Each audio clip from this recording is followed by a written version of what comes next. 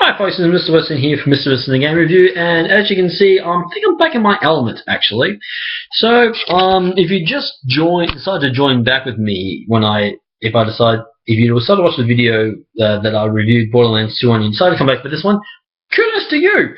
Well, that's all I can give you because I don't really have any prizes. So, next up, I thought I'd actually give my take on a game that relatively came out, if I can recall, only a few weeks ago. Well, I say a few weeks ago, but it's actually been out in November, actually. So it's relatively new. It hasn't even been out for us, and it's this Theatrythum Final Fantasy, for the iOS, I should say. So this is it. This is it here. Now, included with the game is about 2 songs and the game and about 13 characters or so. Well, that's what you get because it is free. It's done by Square Enix, and the term is freemium. I think that's how you pronounce it. Essentially, a game where, let's agree on this, it is free, but to get more, you need to pay more money. But I'll do that when we get up to the comparison. I'll follow it up when we get onto the comparison, which I will do after this video. So, this is it here. Now, essentially the premise of Theatrythum Final Fantasy, it's a music game. You play as one of 13 characters, all from each of the series, from Final Fantasy 1 to Final Fantasy 13.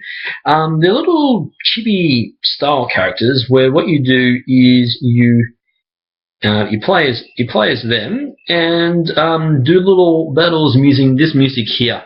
If you have, I will explain the differences in the follow-up video with the comparison.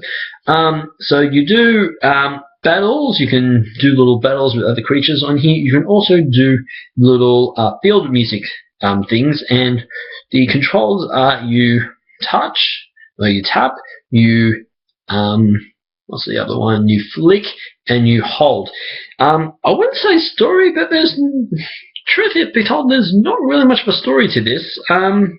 So let's be honest with story. I can't really do anything for that. So there's nothing for story. I will say about graphics, however, it actually looks pretty nice converted to the iOS compared to the 3DS. But again, I'll do a comparison later on.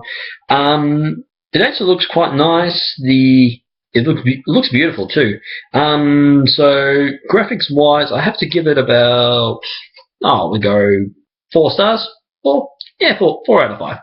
So that's that. Gameplay, as I actually mentioned before, all you essentially do in this is you tap, you touch, you hold, I should say, and flick. And of course, you do in the field music, you hold down.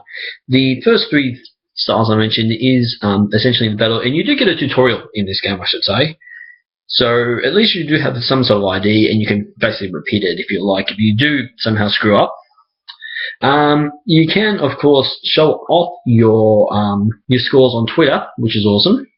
I believe it's actually not that bad. To do that, of course, you do need to be on Wi-Fi, of course. And if you are using a iPod Touch, which I am as well, you do need to find a Wi-Fi spot for that. You can post scores as well, which is good. You can get little cards as well, which is a bit of incentive to play on. But if you love the music, that's essentially what you're coming here for. So for gameplay, I do have to give it about 4 stars, and round up to 4. So that's that. Longevity, it does compel you to keep playing. That's essentially what it does. It does have multiple difficulty levels, and of course with all the songs that you're going to get on here, there's about, from what I recall, you start off with 2, but in total you get about 113 songs from what I remember. So that's that. There's a little mode on here that will let you keep playing as well, which is good. And you got about 13 characters, all of them level up. I think they get up to about 99 or so, I think. So So there is a bit of incentive to keep playing. You've got your different styles of characters as well, which is good. So longevity, I might give it about 3 stars or so. It's probably not enough to keep you playing, but it's enough. So with a story, I have to say, sort of brings it down actually. Let me think. I reckon we'll give it around 3 stars or so. We'll give it in final voting about 3 stars.